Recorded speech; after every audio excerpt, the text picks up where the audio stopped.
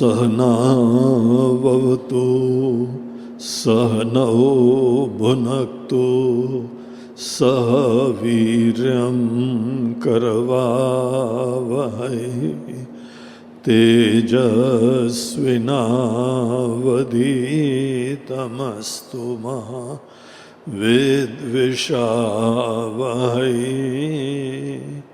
ओम शांति शांति शांति।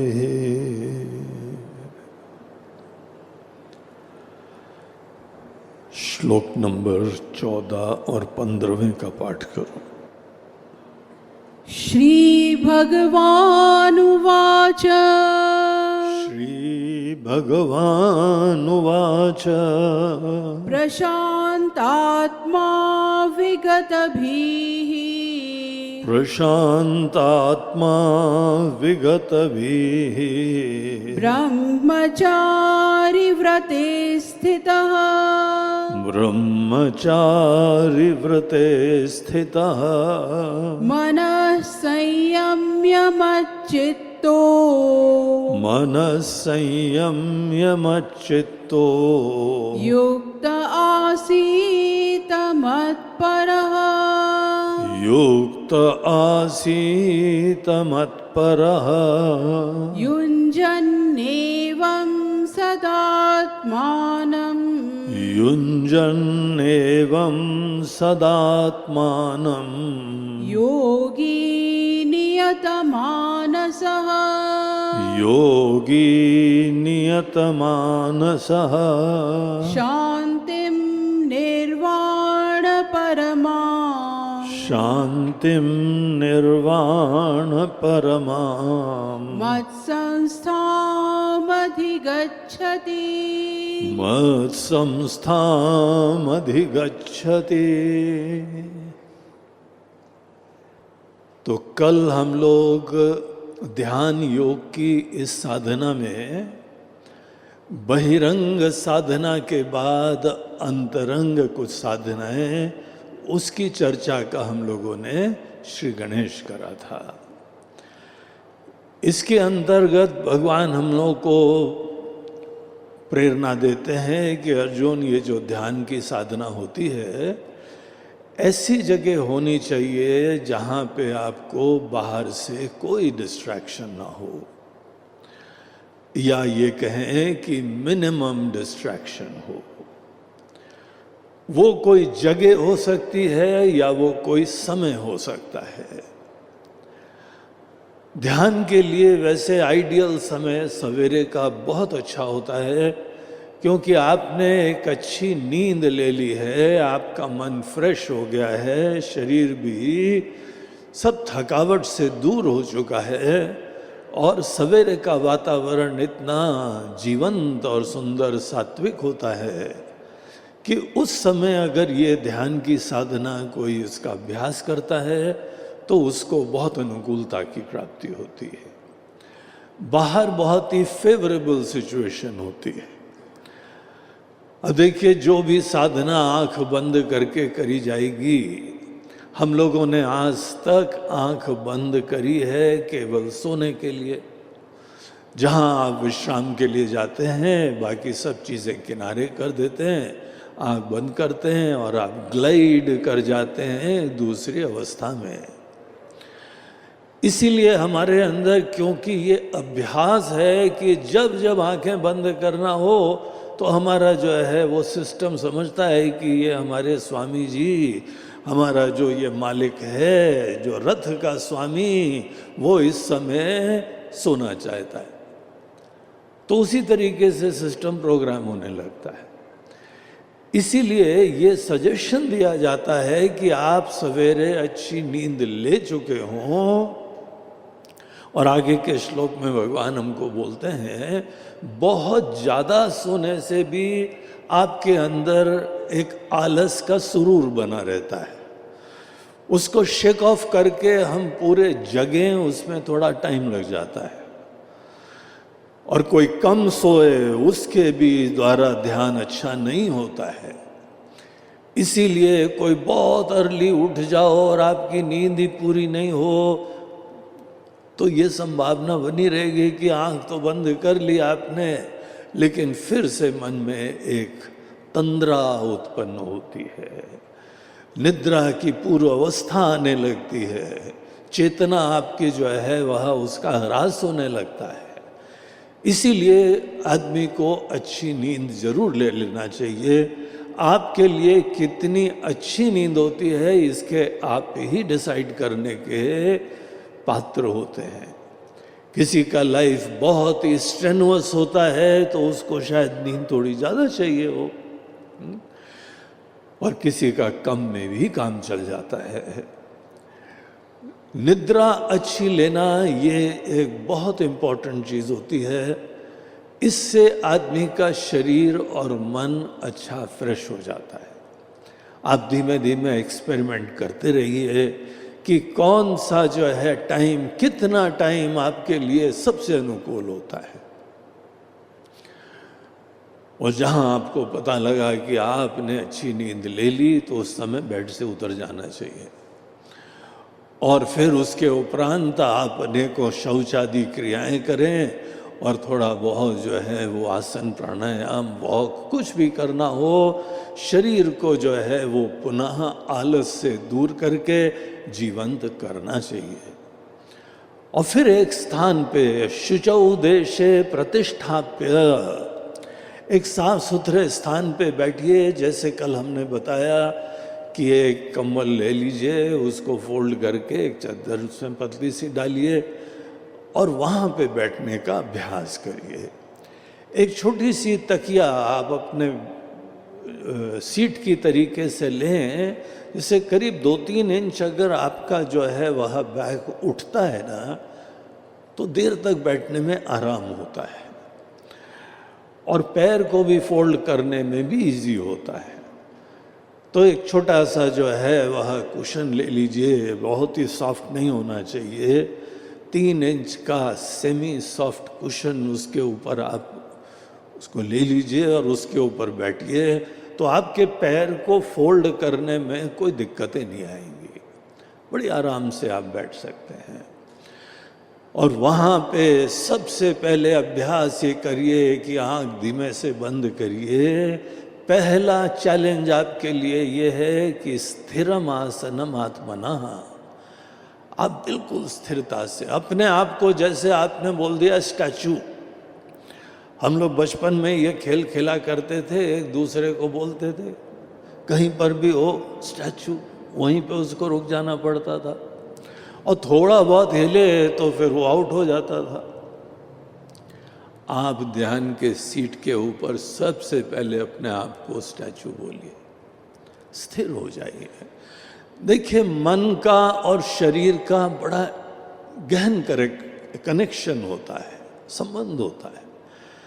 अगर आपका शरीर पूरा स्थिर हो जाएगा तो आप देखने लगेंगे कि हमारा मन भी स्थिर होने लगा है।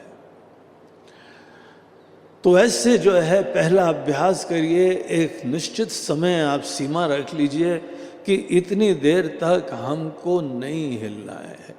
फिर कहीं खुजली हो या कहीं कुछ हो, थोड़ा बहुत इनिशियली आप अपने आप को हिला डुला के कंफर्टेबल पोस्चर देखिए।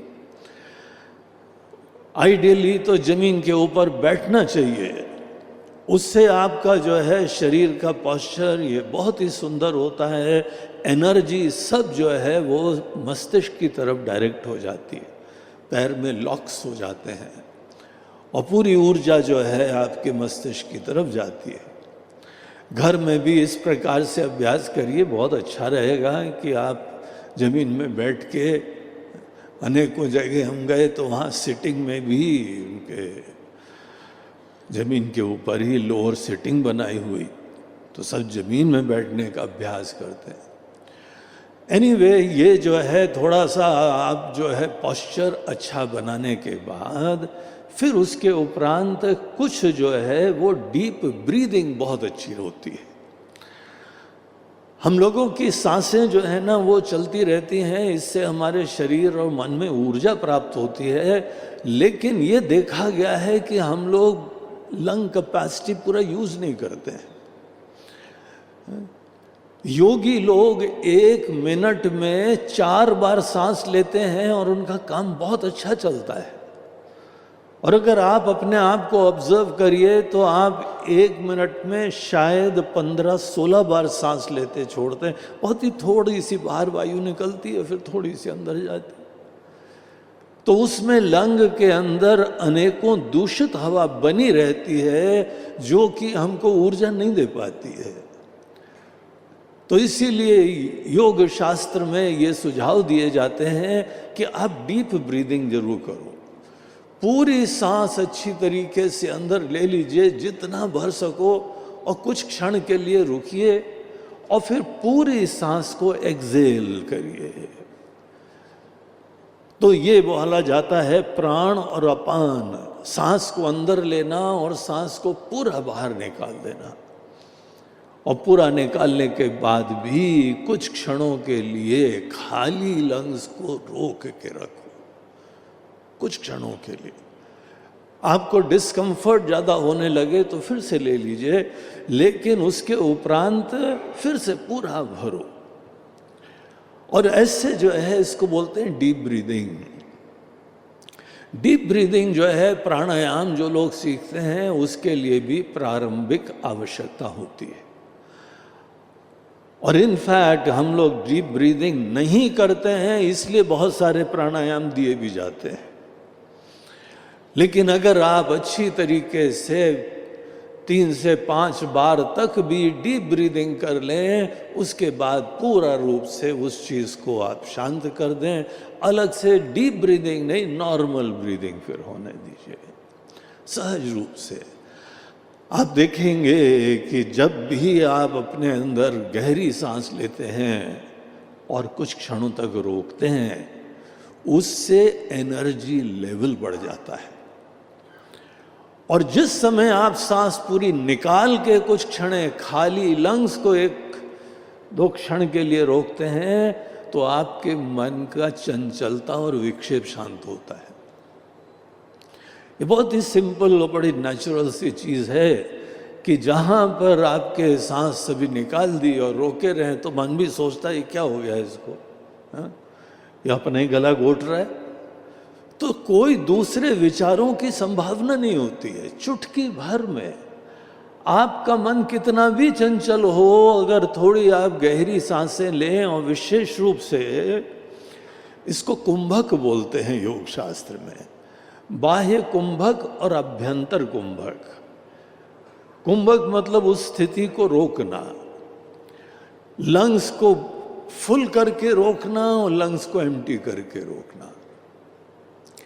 इसका बहुत अद्भुत अनुभव होता है, आप प्रयोग करके देखिएगा। कभी मन के अंदर कोई चंचलता हो तो आप गहरी सांस लीजिए, और एनर्जी लेवल कम दिख रहा हो तो अंदर थोड़ी देर रोके रहो। ऐसे 2-3 बार करिए, आपका एनर्जी लेवल सडनली बढ़ जाएगा। देखो कई बार होता है ना, भारी चीज उठानी होती तो सांस ली और फिर उसके बाद उठा ली। और जब जब आप अपने लंग्स को खाली करके कुछ क्षणों के लिए रुकते हैं, तो आपके मन के अंदर विक्षेप शांत होते हैं, चंचलता शांत हो जाती चुटकी भर में। तो इस तरीके से अपने मन का आप कुछ डीप ब्रीदिंग के द्वारा और इन कुंभकों का प्रयोग करने के द्वारा मन को आप शांत करिए। शांत करने के उपरांत मन को सात्विक बनाना पड़ता है। तो ये ध्यान का एक बहुत महत्वपूर्ण एक कंपोनेंट होता है कि आपका मन सात्विक बने। हमारे मन के अंदर ये 3 गुण होते हैं, या तो हमारा मन तामसी हो सकता है, या राजसी हो सकता है, या सात्विक होता है। हर व्यक्ति का मन अनेकों समय ये होता ही रहता है। आप अगर अपने मन को ऑब्जर्व करेंगे तो कई बार आपके मन के अंदर, जब रात को सोने से पहले देखिए, एकदम आलस आने लगता है, फिर कोई चीज़ करने का उत्साह नहीं रहता है, कुछ प्रेरणा नहीं रहती है, थकावट हो जाती है, और उस समय मन बिल्कुल ही स्वाभाविक रूप से निद्रा में जाने के लिए हमसे जैसे बोल रहा है। फिर आप जग गए और उसके उपरांत दिन का कार्य चालू करना है। कमर कस के आप अपने कर्म के क्षेत्र में प्रवेश करते हैं। उस समय मन जो है स्वाभाविक रूप से नेचुरली भी होता है और हम भी उसको कभी भी कर सकते हैं। वो राजसी हो जाता है। राजसी मन उसको बोलते हैं जिसको अपने लिए जीवन में कुछ अटेन करना, अचीव करना है। यहां पे हमको कोई कार्य संपन्न करना है। रजोगुण हमको कर्म के लिए प्रेरणा देता है। रजोगुण के वजह से ही कामनाएं होती हैं, क्रोध भी आता है, क्योंकि कोई चीज हमको प्राप्त करनी है, कोई बाधाएं हो रही हैं और हमको स्वीकार नहीं है। किसी भी प्रकार का इम्परफेक्शन हमको स्वीकार नहीं है। कई बार अपने ऊपर गुस्सा आती है, कई बार दूसरे पे आती है। ये तब होता है जब किसी चीज को कोई अटेन करने के लिए बड़ी तीव्र उत्कंठा से युक्त है, कुछ करना चाहता है। जिसके अंदर कुछ भी करने की प्रेरणा नहीं ना, उसको गुस्सा उस्सा क्या आएगा? वो सभी चलता है। अब किसी लोगों के लिए सब नहीं चलता है, उनको ऐसा ही होना चाहिए, तब बढ़िया होना चाहिए, सुंदर होना चाहिए, व्यवस्थित होना चाहिए। एक बार समझाया, दो बार समझाया, नहीं होता है तो आदमी को क्रोध आने लगता है। ऐसा हमारे साथ क्यों हो रहा है? तुम्हारे साथ क्यों हो रहा है? ढीले ढाले क्यों हो रहे हो? जगो। रजोगुण सदैव हमको बाहर कोई ना कोई दुनिया में चीजों को अटेन करने के लिए माइंड सेट दे देता है। वो माइंड सेट में हमारी थॉट्स, हमारी इमोशंस, हमारी बॉडी का पूरा जो है वह प्रोग्रामिंग, सब चीजें वो रजोगुण उसको कर देता है। और सत्व गुण जो है वो ऐसा होता है जहाँ पे आप अपने स्वार्थ की कोई चिंता नहीं रखे हैं, आपके कोई जीवन में उपलब्धियां हो गई, कोई ऊंचाइयां प्राप्त कर ली तो बड़ी धन्यता हो रही है, खुशियां हो रही हैं, एक कंटेंटमेंट मन के अंदर विराजमान होता है। वो कंटेंटमेंट जो कि कर्म के लिए कोई आलस नहीं है, लेकिन खूब बढ़िया तरीके से कर्म करने के बाद आपने कुछ ऊंचाइयां प्राप्त करी हैं। उन ऊंचाइयों में खड़े होकर अनेकों कृपाओं का स्मरण कर रहे हैं। उस समय आप अपने अंदर धन्य हो रहे हैं। सात्विकता का सबसे प्रधान लक्षण होता है कि आप धन्य होके बैठिए। कितनी कृपाएं हैं आपके ऊपर। आप चलते फिरते इंसान हैं, खाते पीते इंसान हैं, आपके अनेकों स्वजन विराजमान हैं, आपके माता पिता का स्नेह आशीर्वाद विराजमान है, अनेकों आपके जो हैं देवी देवताओं का आशीर्वाद विराजमान है, पूर्वजों का आशीष है। सब चीजें देखने को चलो तो हमारे ऊपर कितनी कृपाएं हैं, है? एक ग्रंथ है विवेक चूड़ामणि, उसके अंदर शंकराचार्य जी उसकी रचना कर रहे थे तो बोलते हैं कि दुर्लभम त्रयमेव एतत् देवानुग्रह हेतुकम मनुष्यत्वम मुमुक्षुत्वम महापुरुष संश्रयः। कुछ चीजें बहुत विशेष कृपा से मिलती हैं और आपको जब मिल गई ना तो थोड़ी देर तो धन्यता का एहसास होना चाहिए ना। हम लोग के जीवन की आपाधापी में, जीवन की दौड़ में बड़े विरले लोग होते हैं जो डायनेमिक संतुष्टि उत्पन्न करते हैं। डायनेमिक संतुष्टि। आपके अंदर आलस नहीं है, किसी से पलायन नहीं है, लेकिन आपने कमर कस के जीवन में कोई लक्ष्य रखे थे, उन लक्ष्यों की सिद्धि आपने करी। आपने भी करी, आपको पता है कि कितनी ईश्वर की कृपा भी थी उसमें। अनेकों परिस्थितियां थी जहां पे बहुत आशीर्वाद आपने अनुभव करा। और आदमी बोलता है किस्मत अच्छी थी, है? अब उसको किस्मत बोलो या भक्त बोलता है ये दुनिया के मालिक की हमको आशीष प्राप्त हो रही है, आशीर्वाद मिल रहा है। और ये ज़्यादा अच्छा, ये किस्मत वाला जो है ना पार्टी, वो ज़्यादा नास्तिक हो जाती है।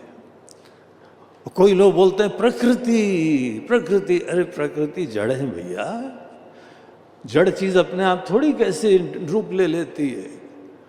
अगर जड़ चीजें बड़ी व्यवस्थित हैं, आप किसी के घर में गए तो बहुत ही सुंदर व्यवस्थित है, तो चीजें थोड़ी अपने आप ऐसे आके व्यवस्थित हो गई हैं, उसका कोई करने वाला है।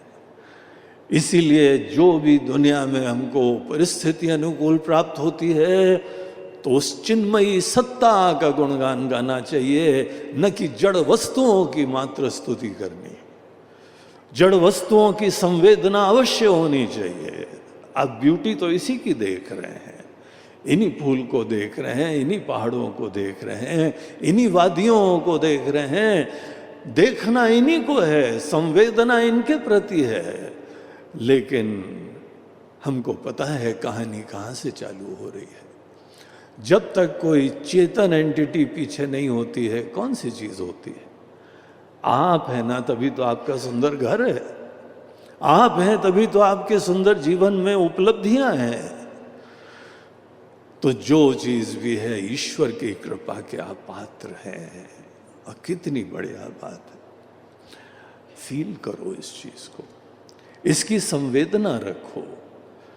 हम जीवन की दौड़ में ये चीजें कई बार भूल जाते हैं और फिर दीनता आ जाती, और करना चाहिए, ये और मिल जाता है तो अच्छा होता, ये और हो जाता तो अच्छा था। अरे छोड़ो, अभी तुमको ये जो मिला है ना, इसकी ब्यूटी देखो, इसमें आशीर्वाद देखो। ये सोच, सात्विकता जो होती है, वो आपके मन को शांत करने के लिए होती।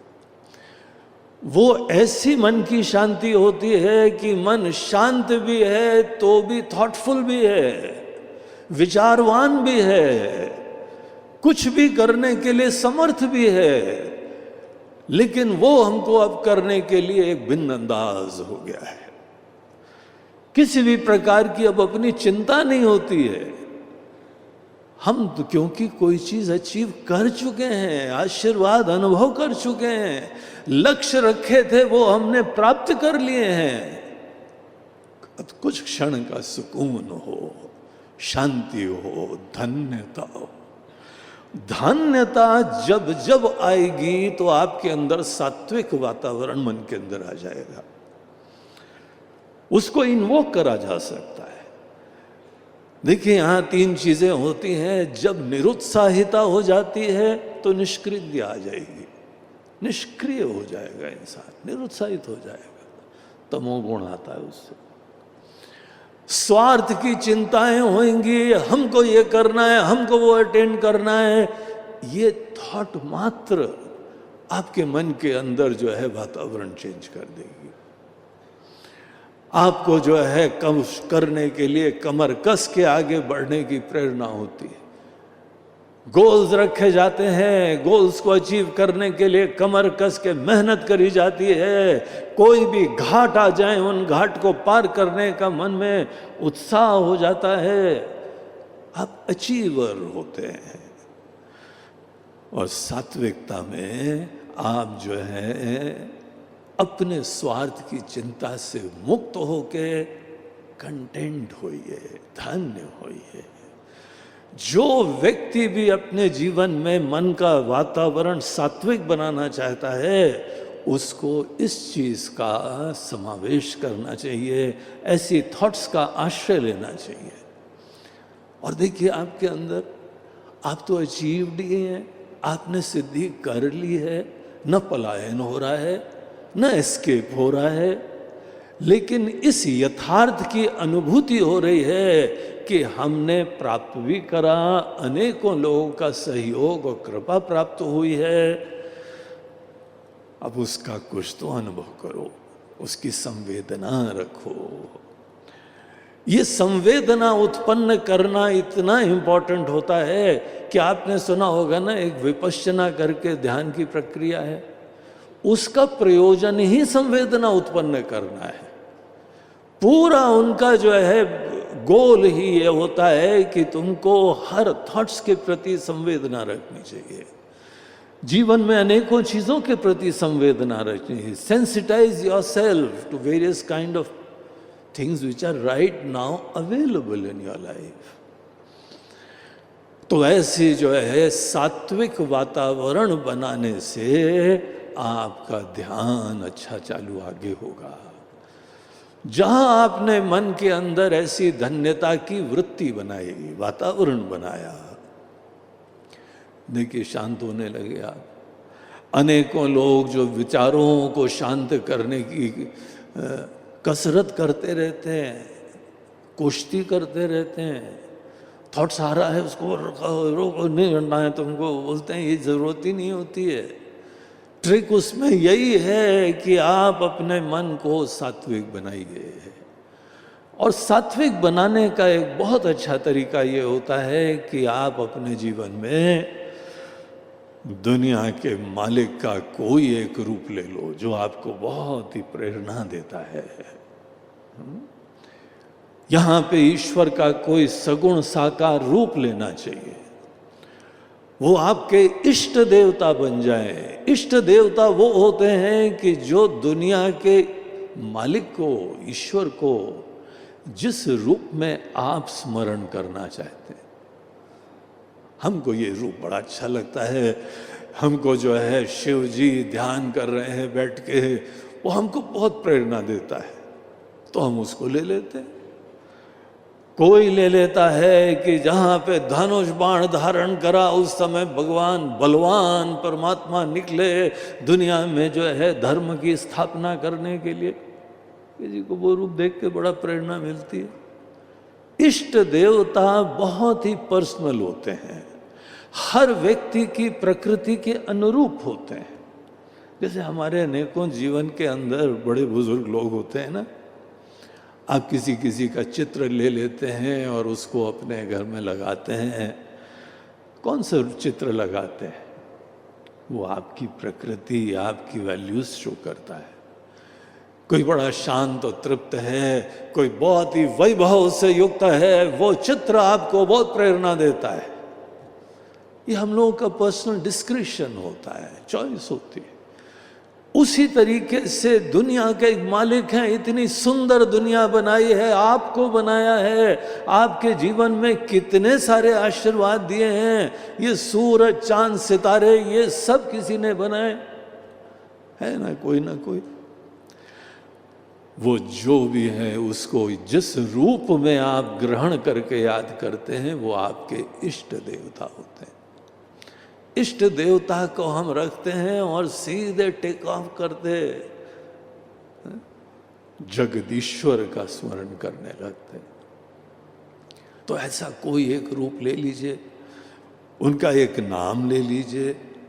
एक रूप और एक नाम लेना हमारे इस संबंध की घनिष्ठता के लिए बहुत आवश्यक होता है।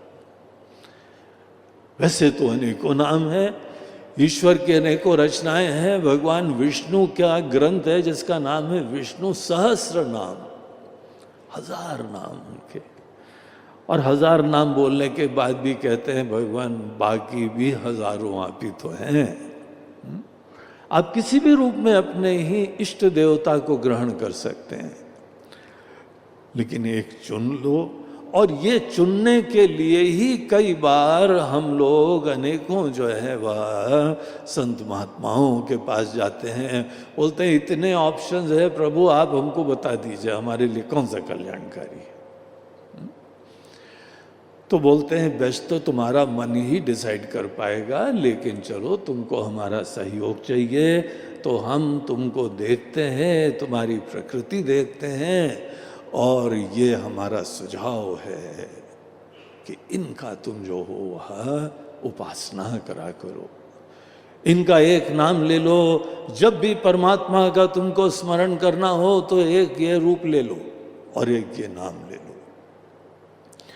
भले परमात्मा के बारे में हमको स्मरण करना हो या दुनिया में रिश्ते रखना हो, एक के साथ रिश्ता घनिष्ठ होने की संभावना रखता है।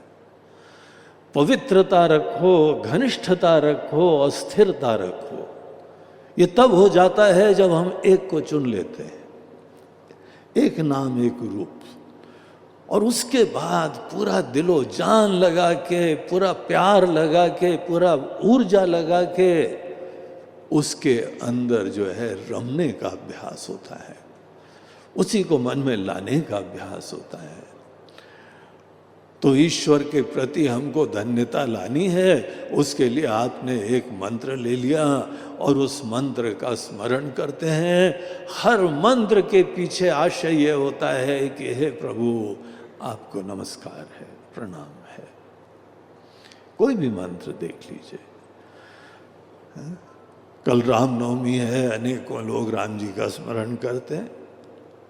ओम श्री रामाय नमः, ओम श्री कृष्णाय नमः, ओम शिवाय नमः, ओम नमः शिवाय। आप किसी भी मंत्र को लीजिए, किसी देवता के लीजिए, आप उनको धन्यता से तो स्मरण करेंगे ना, अर्थात आप नमन करेंगे। नमस्कार हम लोगों के पूरे देश, हमारी संस्कृति, हमारे धर्म, इसके अंदर एक बहुत सुंदर शब्द है। हम लोग की तो देश की पहचान ही बन गया है ना।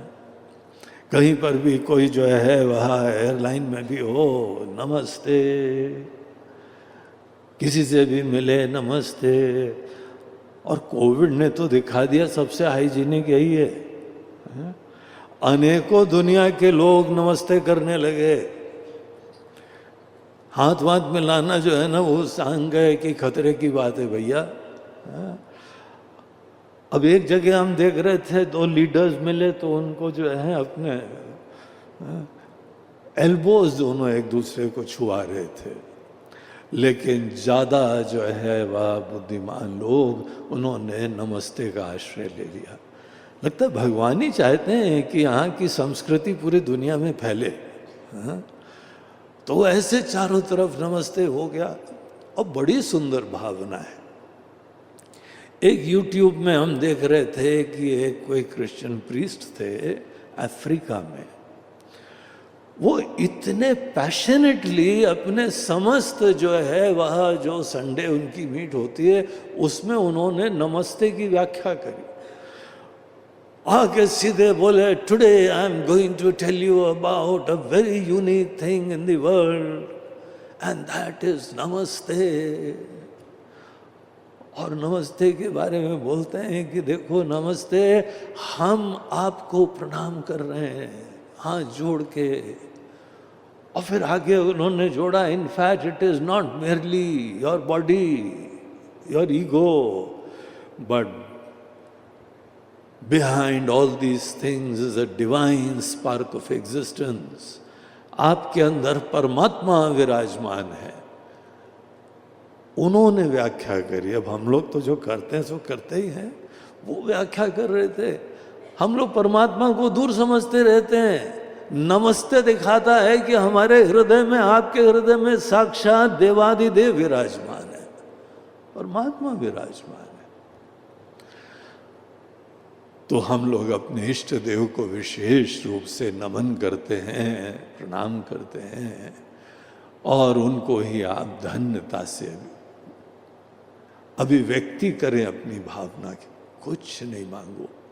ध्यान का समय ऐसा पवित्र होना चाहिए कि वहाँ पे आपको कोई फरमाइश नहीं करनी है। ये वो पवित्र समय है जहाँ पे उसने आपके ऊपर जो जो कृपा करी है, it's a thank you time, धन्यवाद का समय है। कुछ क्षण तो धन्य हो, या सदैव मांगीलाल बने रहेंगे। मांगीलाल भी बनेंगे जब जिसे मैं ध्यान व्यान कर लेंगे ना, तो जो लक्ष्य रखेंगे, कोई ना कोई गोल्स अपने लाइफ के रखेंगे। और ऐसे लोग जब गोल्स रखते हैं तो सेल्फलेस हो सकते हैं। बाकी जब भी गोल कोई रखता है तो केवल अपना ईगो फुलफिलमेंट करा करता है। हमको कोई बहुत बड़ा होने की बात नहीं। हमको पता है यहाँ पे कौन दुनिया चला रहा है, कौन कृपाएं बरसा रहा है। इसीलिए हमारी इंडिविजुअलिटी की कोई विशिष्टता नहीं। जब आपके गले में कोई माला भी डालता है ना, देखिए यहाँ की संस्कृति की कैसी सुंदरताएं होती हैं। जिसके गले में माला डाली जाए उसको सर झुका देना पड़ता है, अन्यथा माला भी कैसे डालेंगे। शादी भी होती है ना, जयमाल होता है, दोनों उस दिन एक दूसरे के समय सर झुकाते हैं। हाँ, ये बात अलग है कि उसके बाद फिर कौन किसका सर ऊपर रहेगा, वो कहानी अलग चलती है। लेकिन माला तभी डल पाता है जिस समय आपका सर झुक जाता है। अपने भगवान के सामने कौन सा अभिमान करना है, कौन सी डींगे हाँकनी है। इस समय तो आप उनकी बरसती कृपा को देख के शांत होना सीखो, धन्य होना सीखो। सात्विकता हम लोगों के ध्यान की प्रक्रिया में एक बहुत महत्वपूर्ण गोल होता है। इनफैक्ट गीता के आगे के अध्यायों के अंदर ऐसे पॉजिटिव, डायनेमिक, संतुष्ट, कंटेंटेड माइंड को, सात्विक माइंड थॉटफुल भी होता है, कॉन्शियस भी होता है, कंटेंटेड भी होता है। ऐसा मन बनाना ये बहुत इंपॉर्टेंट चीज होती है। इसको आप अपना नेक्स्ट गोल समझिए।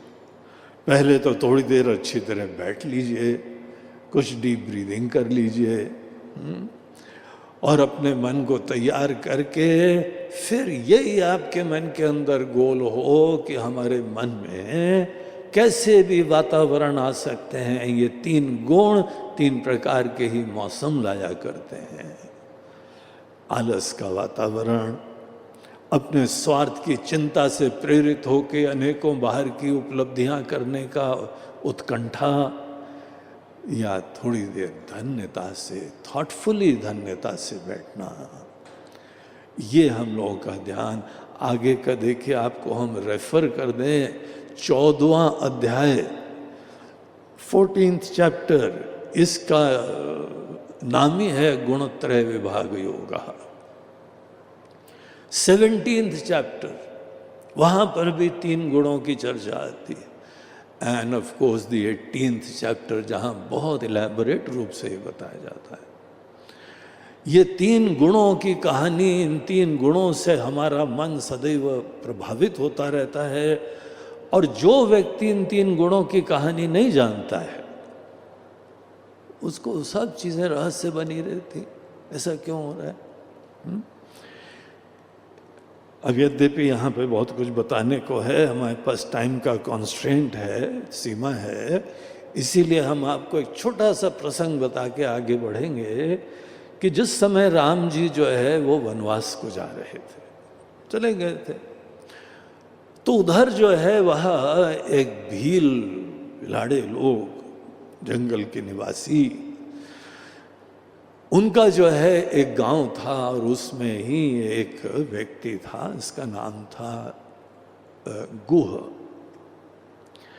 तो वो जो है उसको पता लग गया, वो बचपन में उसी गुरुकुल में पढ़ा था जहाँ राम जी पढ़े थे। उनको पता लगा, देखो अयोध्या में कैसा पॉलिटिकल टर्मोइल हो गया है और राम जी को जंगल भेज दिया गया है। बोला दिस इज़ वेरी अनफेयर। अब राम जी का उसने स्वागत वागत भी करा, उनको आगे भी जो है रास्ता दिखा दिया। और अब भरत आ रहे थे, भरत जी जो है आ रहे थे और पूरी अपनी सेना लेके आ रहे थे।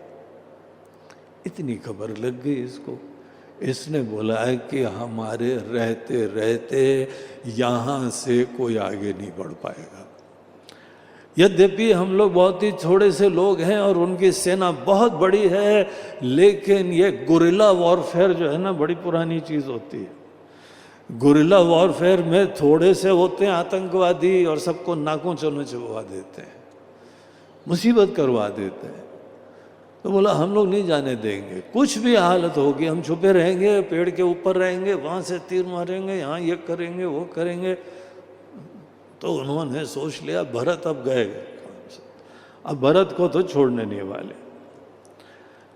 उन्होंने मन में सोचा क्या कि राम जी गए हैं वनवास और इनको जो है राज्य मिल गया है और इनको पता है 14 साल बाद दोबारा आना है, फिर से अपना जो है गद्दी क्लेम कर लेंगे। देखो ये पॉलिटिक्स कैसी होती। आपस में विचार कर रहे थे, अरे मिल गया है राज्य, थोड़ी देर आनंद लो। वो बोला नहीं, आगे भविष्य का कांटा भी दूर कर देंगे हम, इसलिए जा रहा है भरत।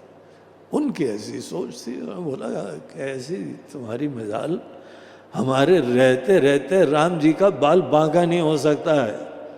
जो हो गया पॉलिटिक्स में वहाँ पे तुम लोग जानो, लेकिन हम तुमको आगे नहीं जाने देंगे। बड़ी ठान ली और भरत जी को मारने की, खत्म करने का मन में संकल्प हो गया। तो वहीं पे उनके गांव के एक बुजुर्ग थे, बोलते हैं बेटा संभावना ऐसी है कि भरत के मन के अंदर कपट हो और अपने ही राजगद्दी को भविष्य में भी सुरक्षित करने के लिए राम जी रूपी कांटे को ही दूर करने के लिए आ रहा है।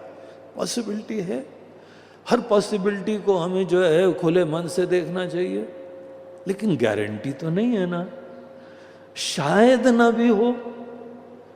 तो कैसे पता करा जाए कि ये व्यक्ति जो है वो बहुत ही राजसी भाव से स्वार्थ के लिए आ रहा है या किसी और भाव से भी आ सकता है। तो बोलते हैं बुद्धिमान व्यक्ति सदैव जो है इवैल्यूएशन करता है, बड़े तटस्थ रूप से विचार करता है, उसके बाद एक्ट करता है। तो बोलते हैं ठीक है महाराज, आप बात कह रहे हैं, आप आदरणीय हैं, आप बुजुर्ग हैं, हमारे पूरे कबीले के आप विद्वान हैं, लेकिन हम कैसे पता करें? किसी के मन के अंदर कपट है, वो कोई बोलेगा थोड़ी कि हम मारने जा रहे हैं। वो ऊपर से एक चेहरा लगाएगा लेकिन अंदर से वो ऐसे कपट करेगा। तो बोलते हैं तरीके होते हैं ऐसे। अगर तुम किसी प्रकार से ये निश्चय कर लो कि इसके मन में कौन से गुण की प्रधानता है, बस बाकी पूरी कहानी जो है कुंडली उसकी हम खोल के रख देंगे। अगर तुमको ये कंफर्म हो गया ये तामसी है, तो अनेकों प्रकार के तामसी लोगों की बायोग्राफी देख लो, उनका क्या कुकर्म होते हैं, क्या विचार होते हैं, आपको कंफर्म हो जाएगा। और अगर किसी व्यक्ति को आपने देखा कि ये व्यक्तिगत अहम की प्रधानता से ही कार्य करा करता है, अपनी व्यक्तिगत प्रतिष्ठा ही इसके लिए ज्यादा प्रायोरिटी बनी हुई है,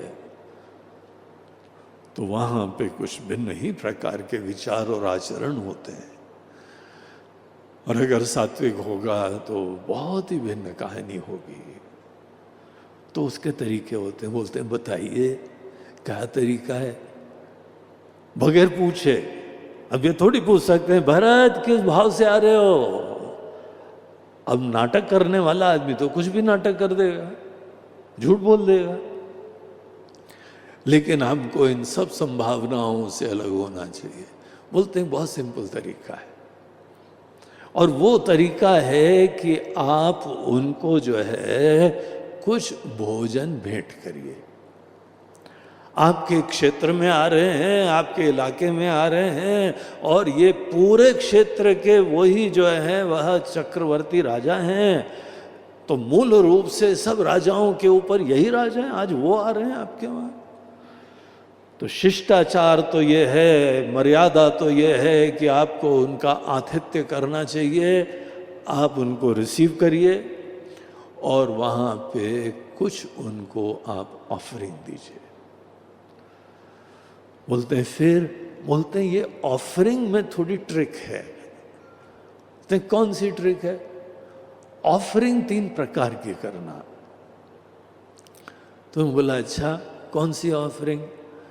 बोलते हैं एक भोजन भी होता है जो हमको नींद के लिए ज्यादा तैयार करता है, उसको बोलते हैं तामसी भोजन।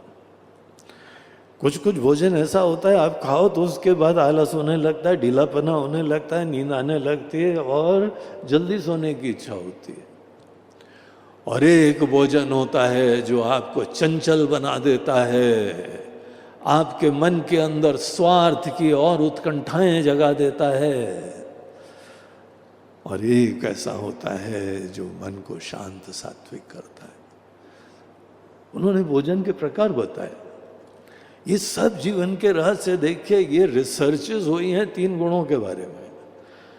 The play of guna at the level of food, the play of guna at the level of ego के मैनिफेस्टेशंस, व्यक्तित्व के अनेकों कार्यकलाप, अनेकों विचार के टाइप्स, इन सब चीजों की स्टडी हुई। बोलते हैं कि ये देखिए गुणों से कोरिलेशन होता है इसका। और आप वैलिडेट करिए, इनको सुनिए और इनको खुद लाइफ में वैलिडेट करिए कि ऐसा होता है कि नहीं होता है।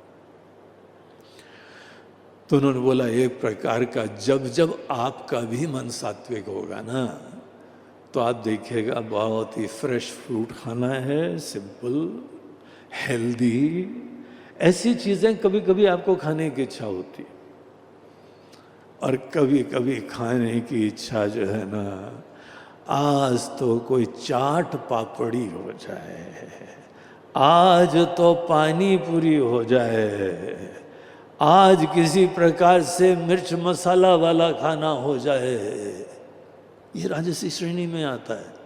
आपको एकदम चंचल बना देता है, एक्टिव कर देता है। उस समय हमारे बॉडी की डिमांड होती है कि हमको थोड़ा राजसी होना है, और इसीलिए ऐसे चीजों की प्रेरणा होती है।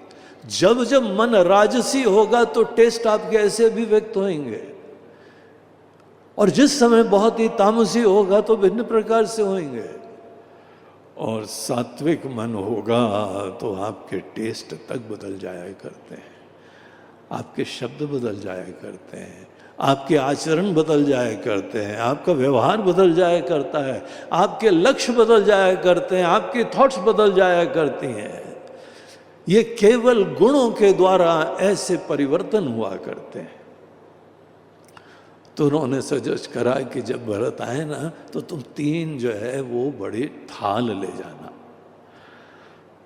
छोटी ट्रे नहीं ले जा सकते, वो तो घर में गेस्ट के लिए ठीक है, लेकिन जब राजा साहब आ रहे हैं तो 3 थाल ले जाना। एक में जो है ना फल फूल स्वादिष्ट, एक में जो है ना वो दुनिया भर के राजसी भोजन रखना, और एक में तामसी भोजन रखना।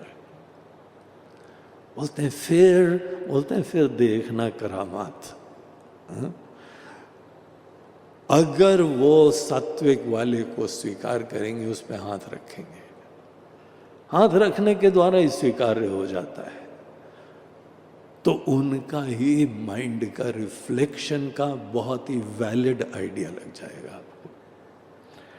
और अगर उसके अंदर बड़ा राजसी एटीट्यूड होगा, स्वार्थ के लिए चाह रहा है, काम क्रोध के लिए ही प्रेरित हो रहा है, हमारी महिमा, हमारा भविष्य, हमको ये पद मिलता रहे, उसको मैं की चिंता हो रही है, तो उसके टेस्ट ऐसे होंगे कि राजसी भोजन पसंद करेगा।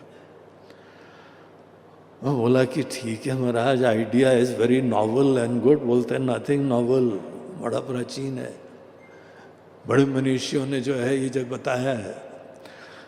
एंड बाय द वे आप लोग भी घर में प्रयोग कर सकते हैं। कोई नया गेस्ट आ जाए ना, पता नहीं कौन आया है, तो 3 ट्रे रखना है ना, 3 प्रकार के जो है, एक में जो ड्राई फ्रूट और एक में जो है मसाला और अनेकों मिर्च वाला रखना, और एक में जो है सड़ा गला भी चलेगा। तामसी भोजन सड़ा गला भी चलता है। आप देखिएगा, आपको खुद ही इट्स एन आई ओपनर।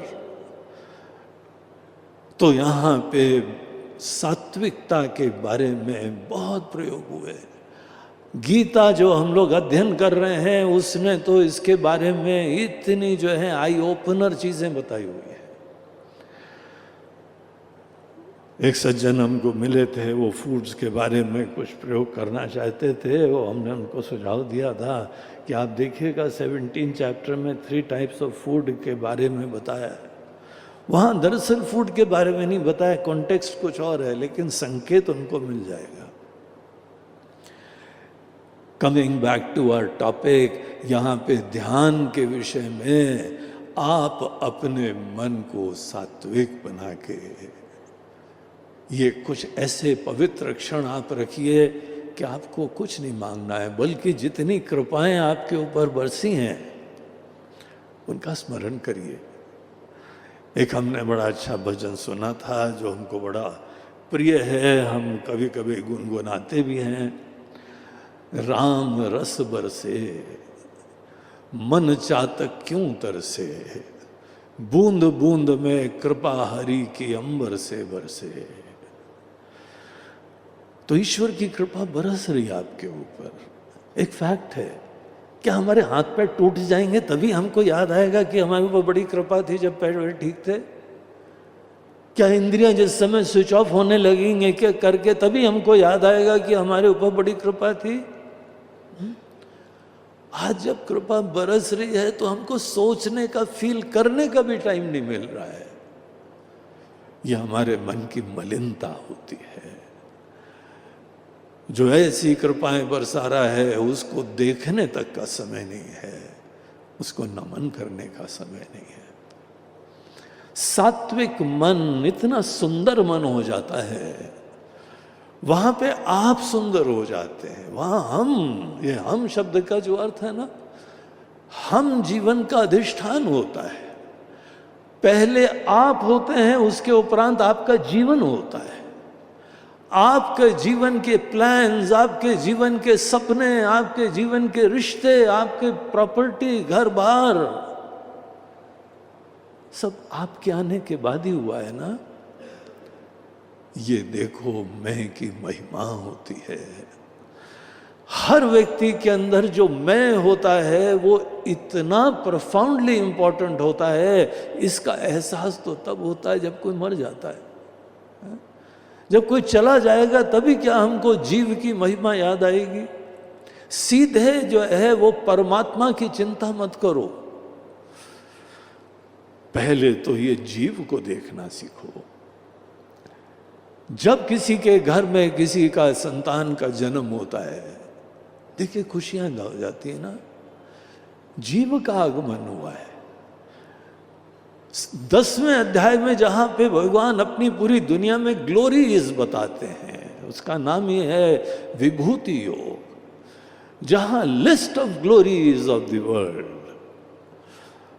बोलते हैं जो बहुत महान है। देखो हम को लिस्ट देते हैं, देखा करो, को कोशिश करो, ये महान है। अब जो देखने वाला है उसको स्वतः दिख जाता है, जिसको नहीं दिखाई पड़ रहा है उसको सुझाव दिए जाते हैं। तो बोलते हैं देखो यह अनेकों नक्षत्रों में हम ये सूरज हैं, ये तारों में हम फलाने हैं, पहाड़ों में हम हिमालय हैं। तो ऐसी ग्लोरी इसकी चर्चा करते हैं। And you know the first glory पता है कौन सी है? जीव। The manifestation of an individual, it's a very glorious incident of life. जीव की महिमा देखिए, आप हैं तो आपका जहान है। अगर हम नहीं हैं तो पूरी दुनिया नहीं है, खत्म कहानी, सपने खत्म, रिश्ते खत्म, प्रॉपर्टी खत्म, कोई काम का नहीं रह जाएगा। ये मैं का जीव एज एन इंडिविजुअल, इसकी ब्यूटी है ये। और वहीं पे जीव हमको वास्तविक दिखाई पड़ता है जब मन सात्विक होता है। हम लोग के पुराणों में एक जो है कथा आती है कि भगवान विष्णु वह जो है वो क्षीर सागर की गहराई में शेष शैया के ऊपर शयन कर रहे हैं। अब ये कहानी आती है, इसका मीनिंग पता है क्या? सब्जेक्टिव मीनिंग है। क्षीर सागर जो है वो सत्व गुण को ही सफेद रंग से डिपिक्ट करा जाता है। तो जिसका मन एक सात्विकता का सागर है, उसके अंदर आप देखिए गहराई में आपको इस मन के अंदर ही अनंत रूपी एक शेष नाग जी के ऊपर शयन करते हुए आपको आपकी वास्तविकता का दर्शन होगा। सो सच अ सात्विक mind is a very beautiful mind. इसको अटेन करने के लिए इंसान को भरसक कोशिश करनी चाहिए। और यही यहाँ पे आप ध्यान का अपना गोल रखिए। जो जीव को पहले एज इट इज देखना चाहता है, सच्चा ये हम लोगों ने अपने लिए टाइम नहीं दिया है कभी। आप हो सकता है किसी फील्ड के स्पेशलिस्ट हो, सुपर स्पेशलिस्ट हो, आप शिक्षा दे रहे हैं किसी व्यक्ति को किसी क्षेत्र के बारे में, विधा के बारे में, और उसके लिए आपको नमन है। आप किसी क्षेत्र के विशेषज्ञ हैं, उसके लिए आप इज्जत के पात्र हैं। लेकिन अपने आप से पूछिए, आपने बाहर अनेकों चीज़ों को बहुत अच्छी तरह जाना है, इतना समय कभी अपने आप को दिया है इस जीव को समझने के लिए? हु एम आई? हम हैं कौन? यही हमारे जीवन का आधार है और इसी के लिए समय नहीं दिया है। और इसलिए बाहर का अनेकों चीज़ों के लक्ष्य रखा करते हैं, अचीवमेंट्स रखा करते हैं, कोई भिन्न भिन्न प्रकार की अनुभूतियों की प्रेरणा होती रहती है, क्योंकि इसके द्वारा मैं को और महिमा प्राप्त हो जाएगी। आपका प्यार मैं की तरफ ही है, लेकिन मैं की तरफ ध्यान ही नहीं दिया कभी। सो इसीलिए हमको ये आध्यात्मिक शास्त्र बोलते हैं कि आपको शुरुआत में मैं से परे परमात्मा का स्मरण करो। बोलते हैं ऐसे नहीं होता है भैया। परमात्मा किसी भी राजसी तामसी व्यक्ति के लिए कल्पना तक के विषय नहीं होते हैं। अगर जाने अनजाने हमारा मन सदैव जो है स्वार्थ की चिंताओं से युक्त रहता है या निरुत्साहित निष्क्रिय रहता है, आलसी रहता है, क्या उम्मीद करोगे आप ऐसे व्यक्ति से परमात्मा का दर्शन होगा? इसीलिए जो प्रैक्टिकल सजेशन और साधनाएं होती हैं वो यहाँ होती है कि अपने मन को सुंदर बनाओ, जीव को सुंदर बनाओ, जीव को सात्विक बनाओ। सात्विक जीव को गीता में भगवान कहते हैं ये शुद्ध मन है, शुद्ध आत्मा है। और देखिए यहाँ पे कल हम लोगों ने जो श्लोक पढ़े थे, जिसकी हम कुछ आज बिटवीन द लाइंस जो बातें हैं वो बता रहे हैं। 12वें श्लोक में ये बात कही हुई थी, अर्जुन आत्मविशुद्धये, अपने मन को शुद्ध और सुंदर बनाने के लिए ध्यान का जो है ऑब्जेक्टिव रखो। सीधे मन को ट्रांसेंड नहीं करो, ये गीता के द्वारा अनुमोदित नहीं है, हमारे वेदों उपनिषदों के द्वारा ये अनुमोदित नहीं है, ये इनफैक्ट गलत है। क्योंकि वो आदमी पात्र नहीं है अभी, फॉर द सिंपल रीजन आपका मन सुंदर बन जाए, आप खुद सात्विक बन जाएं, तब जाके आगे जो है ये द्वार खुलता है। उसके पहले कितना भी बोलो खुल जा सिम सिम, खुल जा सिम सिम, हम आए हैं भगवान आपके द्वार पे, भगवान बोलते हैं खड़े रहो बेटा अभी। ऐसे जो है बगैर नहाए धोए चले आ रहे हो, नहा के आए कि नहीं? हाँ महाराज जी नहा के आए। बोलते कौन सा नहाया है तुमने? शरीर को नहलाया है कि मन को भी नहला दिया और जीव को भी नहला दिया तुमने? तो बेसिक ऑब्जेक्टिव आत्मविशुद्ध है, ये जो आप हैं, जो हम हैं, वो सात्विक बन जाए। तो ऐसे गोल को रखते हुए हम लोगों को आगे ये सब पूरा डिटेल बता रहे हैं। युंजन एवं सदात्मानम, धन्य आत्मा, कृतार्थ प्रसन्न आत्मा। अभी जीव ही है, बहुत जल्दीबाजी मत करना जीव से परे जाने की। इसको आजकल के फिलॉसफी के लोग बोलते हैं this is the path of realism. और जो सडनली जीव के परे जाना चाहता है उसको बोलते हैं दैट इज आइडियलिज्म। तो रियलिज्म का पाथ पकड़ो, जो सामने है उसको देखें तो पहले। जो हम एज एन इंडिविजुअल मैनिफेस्ट हुए हैं, I know I have got limitations. हमको पता है कि हमारा थोड़े दिन का जीवन है, थोड़े दिन बाद यहाँ पे ये व्यक्ति जो है वो अनंत में लीन हो जाएगा। जिस अनमैनिफेस्ट, जिस अव्यक्त से हम व्यक्त हुए हैं, पुनः थोड़े दिन बाद हर व्यक्ति जो बैठा है उसको अव्यक्त में पुनः लीन होना है। लेकिन जब व्यक्त हुआ है तो हम देख तो पाए कि यहाँ क्या ईश्वर ने बनाया है। 7वें अध्याय में इसको परा प्रकृति कहा है।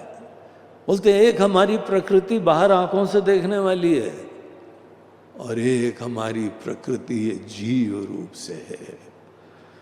जीव भूताम महाबाहो येदम धार्यते जगत। जीव की ब्यूटी देखो अर्जुन, तो इस तरीके से यहाँ पर ये हमारे ध्यान के ऑब्जेक्टिव्स हैं। और उसके उपरांत जब आप जीव को देख के इसमें थोड़ी देर टिक सकते हैं, आपकी अस्मिता बदल जाएगी, व्यवहार के अंदर आपकी आइडेंटिटी बदल जाएगी, आपके मूल्य बदल जाएंगे, लोग आपको पहचान नहीं पाएंगे। बोलते हैं आजकल क्या हो गया भाई, तुम बड़े प्रसन्न रहते हो, आजकल क्या हो गया है, तुम बहुत ही चंचल नहीं होते हो, बहुत डिस्टर्ब हो जाया करते थे। सब केवल इतनी चीज की महिमा है। तब तक आपको जो है इस चीज का अभ्यास करना चाहिए जब तक आप अपने अंदर खुद सात्विक होके थोड़ी देर स्थित ना रहें। Don't be in a hurry to rush into the portals of paramatma, क्योंकि ऐसे लोग ही जाया करते हैं। अनेकों मंदिरों में जो है ना ये विधान है कि ऐसे कपड़े में भी नहीं जा पाओगे। हम पढ़ रहे थे, यहाँ आए हैं तो एलोरा जाने का और कृष्णेश्वर ज्योतिर्लिंग जाने का भी विचार हो रहा था।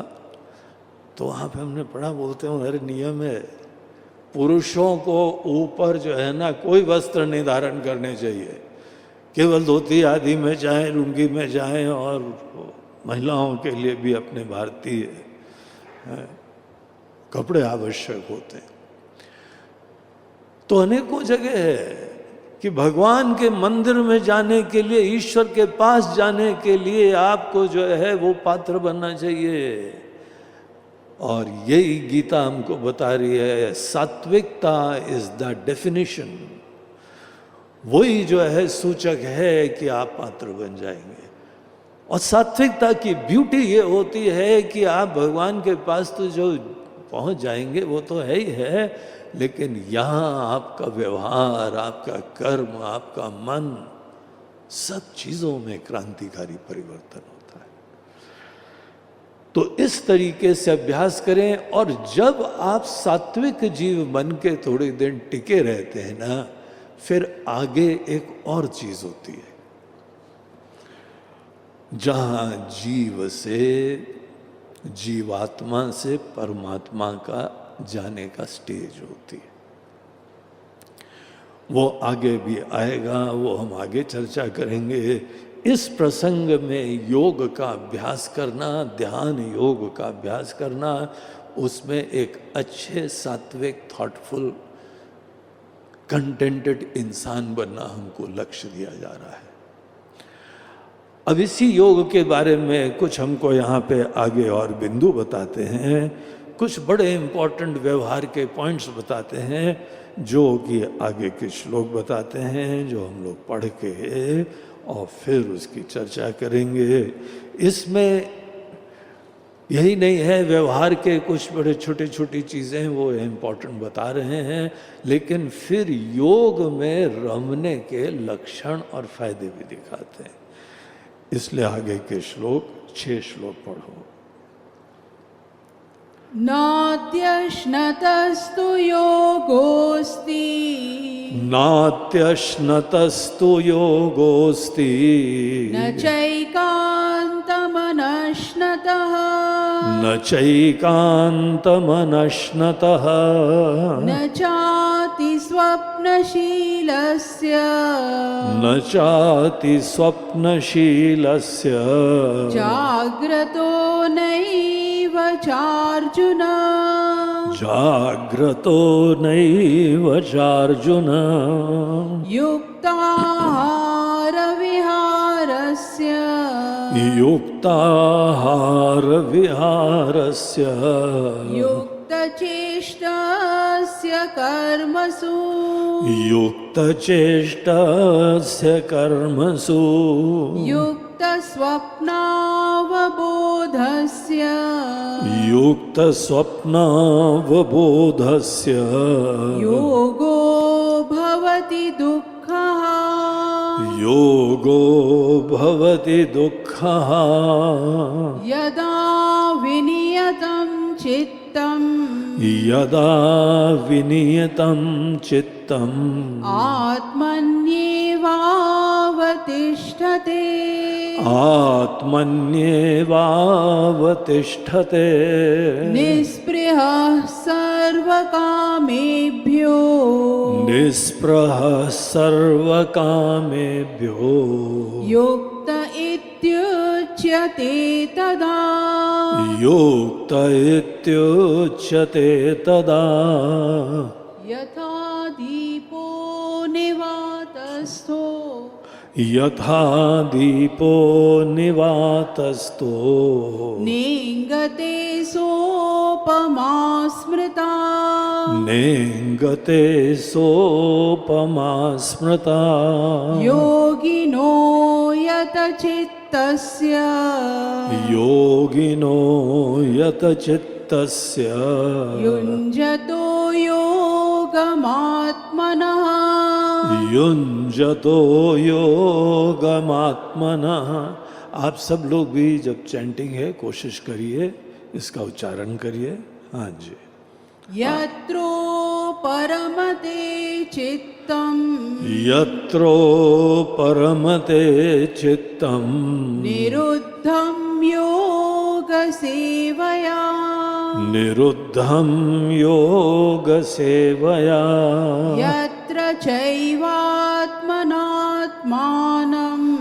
यत्र चैवात्मनात्मानं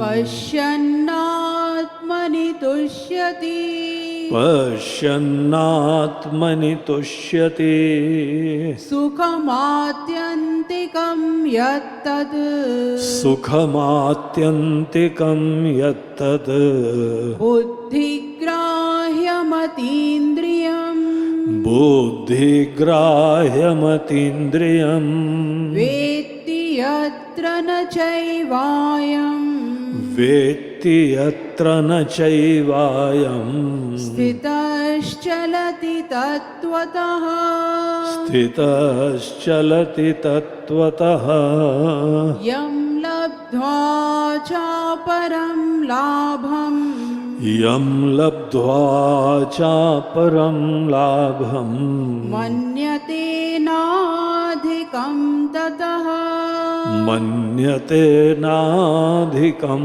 ततः यस्मिन् स्थितो न दुःखेन यस्मिन् स्थितो न दुःखेन गुरुणापि विचाल्यते गुरुणापि विचाल्यते तं विद्या दुःखसंयोग तं विद्या दुःखसंयोग वियोगं योगसंज्ञितम् वियोगं योगसंज्ञितम् स निश्चयेन योक्तव्यो स निश्चयेन योक्तव्यो योगो निर्विण्णचेतसा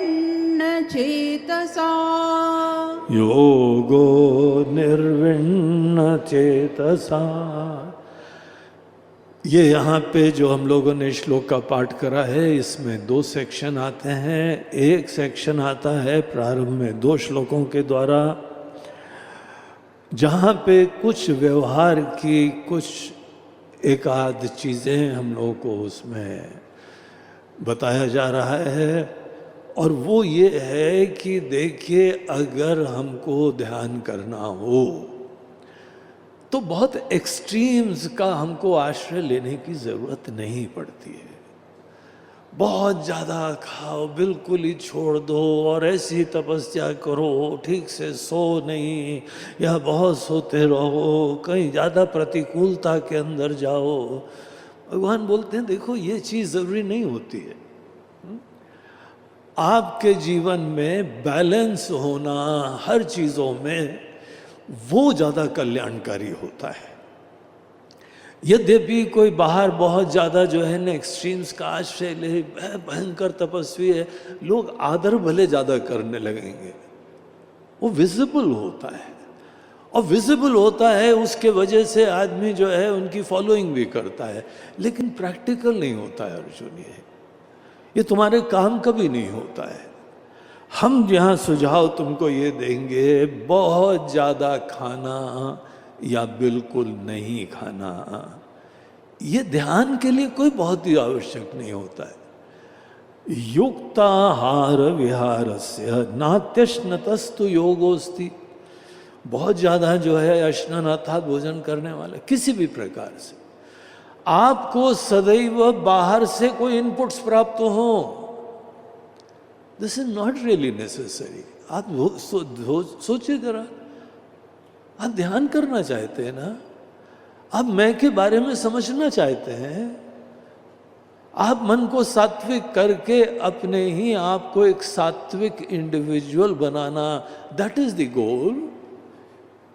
इसीलिए बाहर आप भोजन ना करो बिल्कुल ही, या बाहर भयंकर तपस्या करो, this is not really called for. तो भगवान कृष्ण, हमारी भगवत गीता इस चीज को निगेट करती है। बहुत ज्यादा भोजन नहीं करना, और न चाहती स्वप्नशील से, बहुत ज्यादा सोने वाला, वो जगने के बाद भी जो है उसके सपने चालू रहते हैं, वो भी ज़्यादा सजेस्टेड नहीं है, वो भी विहित नहीं है, उसका विधान नहीं दिया जाता है। जागृतो नैव च अर्जुन, और अर्जुन कोई बहुत ही सदैव जगा रहे। हमारे साथ एक ब्रह्मचारी जी पढ़ा करते थे आश्रम में, जिनको किसी ने प्रेरणा दे दी थी कि वो ज़्यादा सोना नहीं चाहिए। वो महाराज रात को 2 बजे उठ जाते थे, 2 बजे उठ के स्नान वान करके और बहुत बढ़िया योग के आसन में बैठता था वो। उसको देख के हमको लगता था कि हम लोग बिल्कुल भटके हुए लोग हैं, उठ ही नहीं पाते हैं और इतनी अच्छी तरह से बैठ नहीं पाते हैं।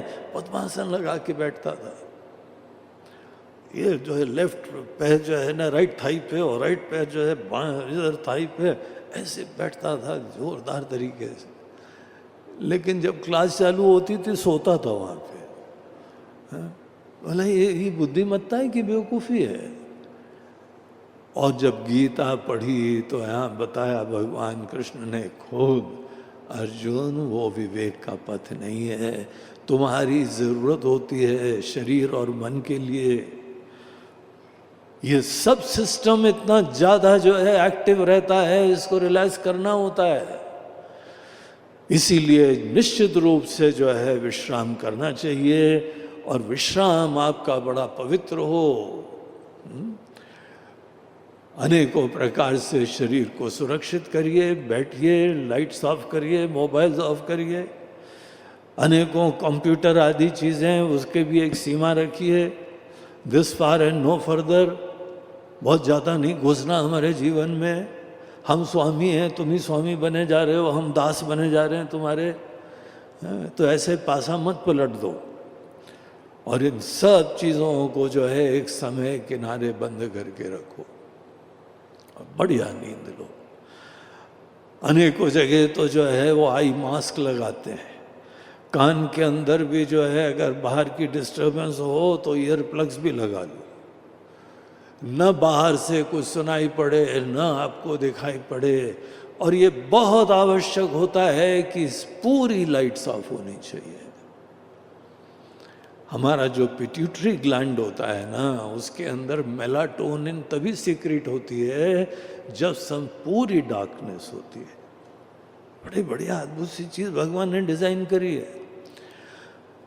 जब तक मेलाटोनिन चीज़ सीक्रेट नहीं होती है तब तक नींद नहीं आती है, और ये पिट्यूटरी ग्लैंड का ही फंक्शन होता है। वहीं से जो है ये निद्रा का हार्मोन उत्पन्न होता है, और वो जब अंधेरा हो जाता है तभी उत्पन्न होता है।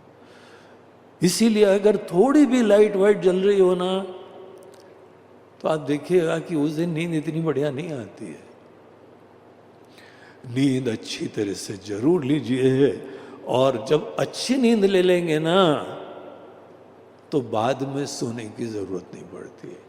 नहीं तो अनेकों लोग जगे हुए भी सोते सोते काम करते रहते हैं, इनसेंसिटिव रहते हैं, देख नहीं पाते हैं। तो इसीलिए देखिए स्पष्ट रूप से 6 चैप्टर में इन चीज़ों के बारे में भी खुद परमात्मा विधान कर रहे हैं, और बोलते हैं भोजन के बारे में भी, युक्ताहार विहारस्य, strike a balance in your eating habits and in your resting habits, घूमने फिरने में भी। तो ये सब चीजें करो। योगो भवति दुःखः, योग जो है तुम्हारी दुख आदि पीड़ाओं को दूर करने वाला हो जाएगा जब एक बैलेंस्ड लाइफ हमारी चालू होगी। And what is that balance? आप ही बेस्ट जज होते हैं। अपनी लाइफस्टाइल देखिए और जो आपकी आवश्यकताएं होती हैं, you draw the line over there. ये चीज़ बता के फिर ध्यान में बोलते हैं कि चलो हम लोग दोबारा इस ध्यान के एक आध पॉइंट्स और देखें। उसके अंदर कहते हैं कि कब जाके हमारा मन बहुत ही अच्छा मेडिटेशन की स्थिति में युक्त होता है। कदा, तो बोलते हैं यदा, जब अर्जुन ऐसा ऐसा होता है। यदा विनीतम चित्तम आत्मनि एव अवतिष्ठते निस्पृह सर्व कामेभ्यः युक्तः इति उच्यते तदा। तब उसको युक्त कहा जाता है, तब उसको योगी कहा जाता है अर्जुन। तो उसमें क्या चीज बता रहे हैं? बोलते हैं हमारा ही मन, हमारा मन जो सदैव अनेकानेक चीजों में ही घूमता रहता है। मधुमक्खी जैसे अनेकों फूलों में जाके मकरंद ढूंढती रहती है, मकरंद की प्राप्ति करती है और वही अपने ही स्वजनों के लिए एकत्रित करती है। हम लोग का मन भी कोई कम थोड़ी मधुमक्खी है, चारों तरफ घूमता रहता है। अभी ये फूल दिखाई पड़ा, वो पॉसिबिलिटी दिखाई पड़ी, अब ये गोल दिखाई पड़ा, एक ये संभावना दिखाई पड़ी। ये भिन्न भिन्न अनुभूतियां प्राप्ति की चेष्टा होती है। बोलते हैं देखिए क्यों हम लोग करते हैं ये, जरा विचारो, थॉटलेसली नहीं करो, इसके पीछे रीजंस हैं। हम अपने अंदर कोई और सुंदर अनुभूति, कोई वैभव, कोई समृद्धि, कोई संपन्नता, अंततः आप मैं को पूर्ण करना चाहते हैं ना। आप ही तो खुश हो, यही तो गोल है ना सभी अचीवमेंट्स का। कोई भी अनुभूतियां हो, कोई भी सिद्धियां हो, इसका गोल एकदम केवल सिंपल यही होता है कि हम तृप्त हो गए, आप पूर्ण हो गए, आप खुश हो गए। इस बात को समझते हुए देखिए हम क्यों पूर्णता के लिए इतने उत्कंठा से युक्त हैं। क्योंकि आज हम अपने आप को जैसा देख रहे हैं वो पूर्ण नहीं है। क्योंकि हम पूर्ण नहीं हैं इसीलिए पूर्णता की प्राप्ति के लिए हाथ पैर मार रहे हैं। उसने जरा ये सोचो, ये कौन सा मैं पूर्ण नहीं होता है? तब आपको रजोगुण से उत्पन्न जो मैं की पहचान है ना वो दिखाई पड़ेगी। जब जब मन राजसी रहता है, राजसी मन का टेक ऑफ ही तब होता है जब आपने अपने आप को अपूर्ण जान लिया है। I am insufficient, I am not complete and I need to be complete. हर व्यक्ति आत्मा से बहुत प्रेम करता है। एक वेदों का मंत्र है, आत्मनस्तु कामाय सर्वमिदं प्रियम भवति। अपने ही प्रेम के वजह से, मैं के प्रति खुशियों के वजह से आपके जीवन की समस्त चीजें तभी प्रिय होती है। और तब प्रिय होती हैं जिस समय हमको खुशी मिलने की संभावना होती है। तो देखिए फैक्ट्स क्या दिखा रहे हैं, हम अपूर्ण हैं। पूर्णता की प्राप्ति के लिए ये धारणा है कि बाहर से पूर्णता प्राप्त होती है। And this is not correct, this is invalid. सच्चाई ये है कि हम ही अपनी दुनिया के आधार हैं। हमारी नजरों के वजह से कोई सुंदर बनता है, कोई प्रिय बनता है। सब चीजों का जो है एकमात्र फलक्रम वो यही है, यही अधिष्ठान है जो सब चीजों को, आपकी नजरों की ब्यूटी है कि कोई प्रिय हो जाता है आपके लिए। किसी चीज का अस्तित्व भी होता है, ये हमारी नजरों का तकाजा होता है। अगर कोई बहुत ही सुंदरता देखते हैं तो सुंदरता भी जो व्यक्ति सुंदरता देखता है, हमको पता होना चाहिए कि सुंदरता कहाँ है। The beauty is always in the beholder's eyes. देखने वाले की नजरों में सुंदरता है, इसीलिए तो सुंदरता दिख रही है बाहर। किसी मूढ़ व्यक्ति को आप ले जाओ, उसको दिखाओ, बोलो देख रहे हो ना, क्या देख रहे हो, यहाँ क्या देखने का। एक मध्य प्रदेश में हिल स्टेशन है जिसका नाम है पचमढ़ी। तो हम लोग गए पचमढ़ी एक बार। तो पचमढ़ी पे जो है वो पहले फौजी कैंट था ब्रिटिशर्स के समय, आज भी काफ़ी फौजी लोग हैं, उनकी अनेकों जो है रेजिमेंटल सेंटर्स हैं वहाँ पे। लेकिन आसपास जो है ना डेवलपमेंट नहीं है। बड़ी सुंदर सतपुड़ा की घाटियाँ हैं, पहाड़ हैं, वाटरफॉल्स हैं, वाटर बॉडीज़ हैं और घोर जंगल है। उसी के पास सतपुड़ा टाइगर रिजर्व भी है जहाँ पर जो है शेर वेर भी है, तो प्रोटेक्टेड जंगल है वो। और वाटरफॉल्स वहाँ के बड़े फेमस हैं। तो सवेरे सवेरे हम लोगों ने जीप करी और एक वाटरफॉल जाने का प्लान बनाया। और लकीली उसी समय एक जीप अनेकों जगह से घूम के पहुंची हमारे होटल में। तो हम बोला, हाँ भाई, हेलो, हाउ आर यू, कहाँ से आए हैं आप लोग और कहाँ देख के गए हैं, कौन सा पॉइंट आपने घूमा है आज। वो बोलते हैं फलाना वाटरफॉल हमने देखा। मैं बोला, अच्छा आपने वो देख लिया, कैसा था। तो सज्जन बोलते हैं, अरे कैसा था, वो वहाँ पर पहाड़ था, वो ऊपर से पानी गिर रहा था, बस और खत्म, उसमें कुछ थोड़ी था। हमने समझा वाटरफॉल में क्या होना है भैया, पहाड़ के अंदर से कहीं से पानी गिर रहा होगा और क्या होएगा। लेकिन उस व्यक्ति को कोई सुंदरता नहीं दिखाई पड़ी। वो बोला, it was very boring, you know, पहाड़ के बीच में से पानी गिर रहा था बस। मैं बोला, क्या यहाँ नीचे से ऊपर जाएगा तब तुमको बहुत ही महिमा दिखाई पड़ेगी। यही तो देखना था। But look at the ambience, look at the forest, look at the वातावरण। वो बोलते हैं कि अरे आप लोग बेकार जा रहे हो वहां पे, छोड़ दो। तब हमको और आई ये कहावत याद कि beauty is in the beholder's eyes.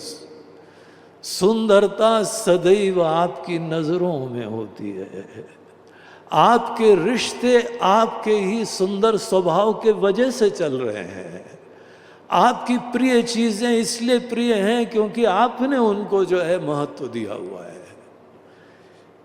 इसीलिए बाकी चीजें जीवन में कुछ भी अटेन कर लेना, अपनी महिमा तो पहचानो।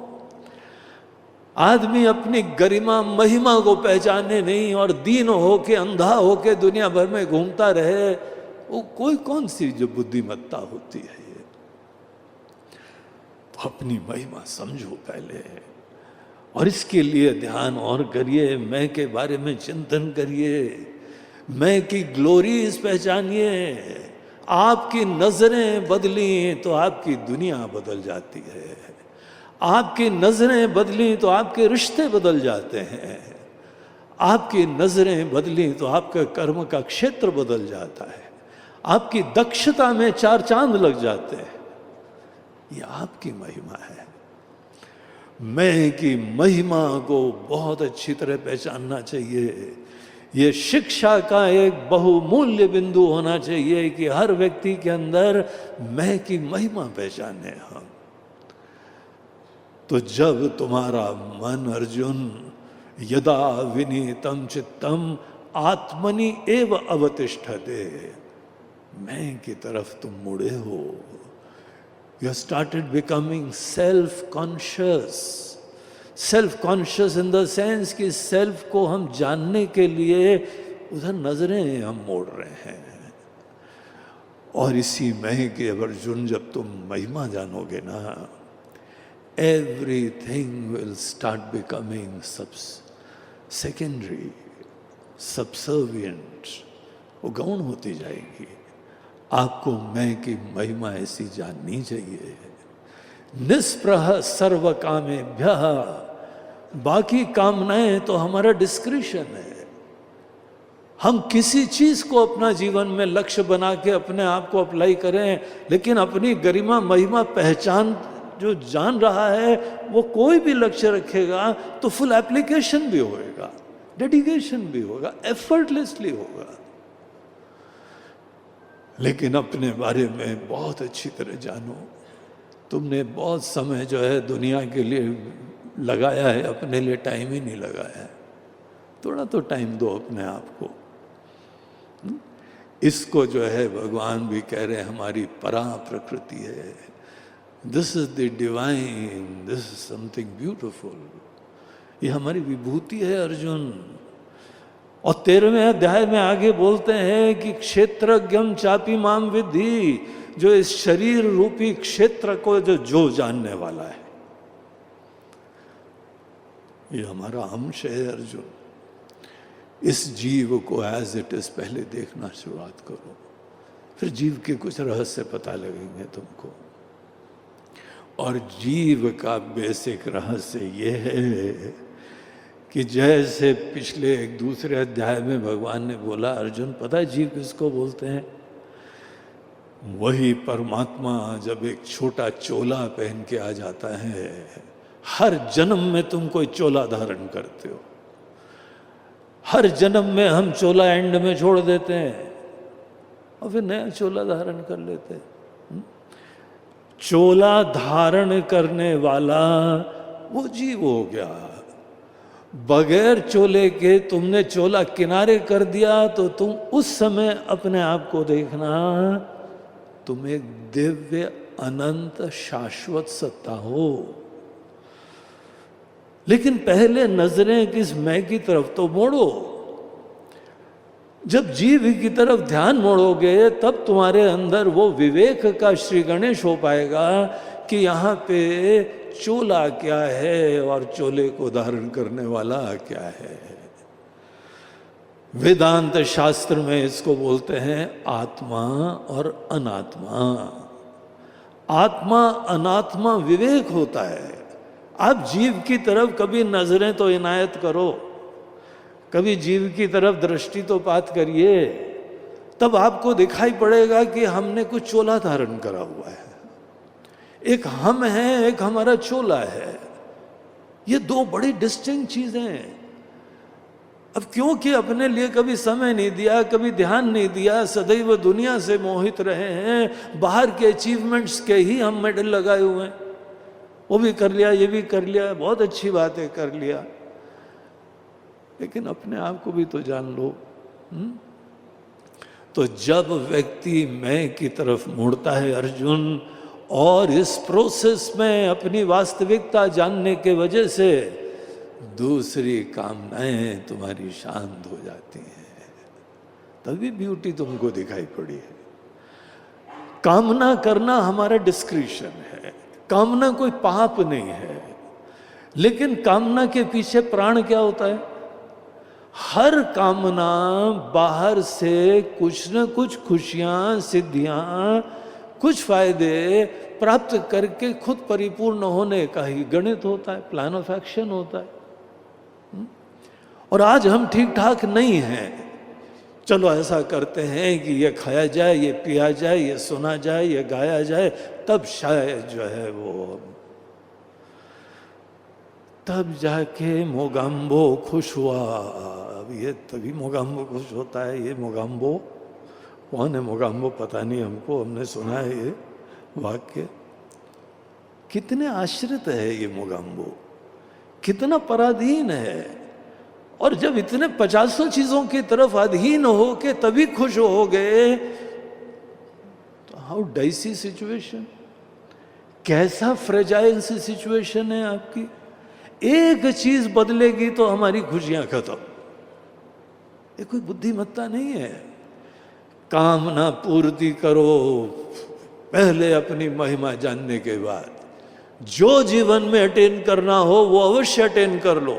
अपने लिए नहीं करना हो, परिवार के लिए, दुनिया के लिए, विश्व के लिए करो। विश्व का कल्याण हो उस भावना से करो, क्या चिंता है। देश का कल्याण हो, आपके डिपार्टमेंट का कल्याण हो, आपके इंस्टीट्यूट का कल्याण हो, आप सब सोच सकते हैं, पहले आप अपने आप को जानो तो, अपनी महिमा पहचानिए, उसके बाद कामना आपके हाथ का टूल है। और नहीं जानते हैं तो कामना, हम उसके दास बने रहते हैं, डरते रहते हैं, कामना पूरी नहीं होगी तो भगवान क्या होगा, हमारे जीवन में तो बड़ा अभाव हो जाएगा, हम तो I will not be A successful person. ये सब निराधार बातें हैं। मैं की महिमा जानो अर्जुन, और उसके उपरांत जब भी तुमको कामना, ईश्वर ने सृष्टि जब बनाई तो वेदों का मंत्र आता है, सो कामयत बहुश्याम प्रजायेति। उन्होंने कामना करी कि हम बहुत हो जाएं, और हो गए बहुत। कामना तो वो भी कर सकते हैं, लेकिन उनके अंदर कामना कभी प्रॉब्लम नहीं देती है। हमारी कामना हमको भिखारी बना देती है, हमारी कामना हमारे अंदर कॉम्प्लेक्सेस उत्पन्न करा देती है, हमारी कामना हमारे जीवन में शोक मोह का अध्याय कर श्री गणेश कर देती है, विक्षेप शांति। तो कामना जो है उसको वील्ड करो जब खुद अपने आप की महिमा जान जाओ। मनुष्य जीवन मिला है, आपको बहुत कुछ करना है, लेकिन वो कार्य करने के लिए पहले मैं का ज्ञान बहुत आवश्यक है। तो मन को अर्जुन शांत करो। और ऐसी यहाँ पे एक बहुत सुंदर दृष्टांत देते हैं, बोलते हैं आपने कभी देखा एक ऐसे स्थान में दीपक जल रहा है जहां पे कोई आंधी तूफान नहीं हो, हवा के झोंके से कोई फ्लिकर नहीं कर रही है फ्लेम, तो बिल्कुल स्थिर है, इतनी स्थिर है तो ऐसा लगता है कि वहां से पकड़ सकते हैं उसको। बोलते हैं उस दृष्टांत को अर्जुन अपने मन में रखो। यदा यथा दीपो निवातस्थो निंगते सोपमा स्मृता। ये हमने भी सुना है बहुत अच्छे विद्वानों से, अपने गुरुदेव से। भगवान कृष्ण के गुरुजी ऋषि संदीपनी थे, जैसे राम जी के गुरुजी वशिष्ठ जी थे, वैसे इनके गुरु संदीपनी जी थे। और उनका उज्जैन में आश्रम भी है।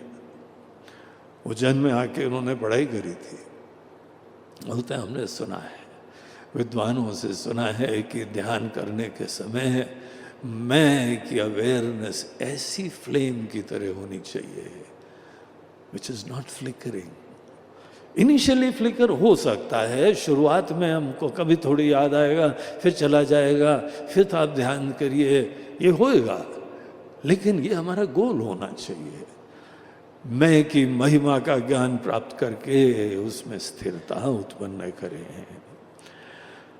और अर्जुन, यहाँ पे अगर तुम इस मैं को देखोगे ना, आत्यंतिक सुख तुम्हारे हृदय में है, परम सुख जो है तुम्हारे पास है। इसीलिए अनेकों संत लोग कहते हैं ना, मुझको कहाँ ढूंढे रे बंदे, मैं तो तेरे पास हूं।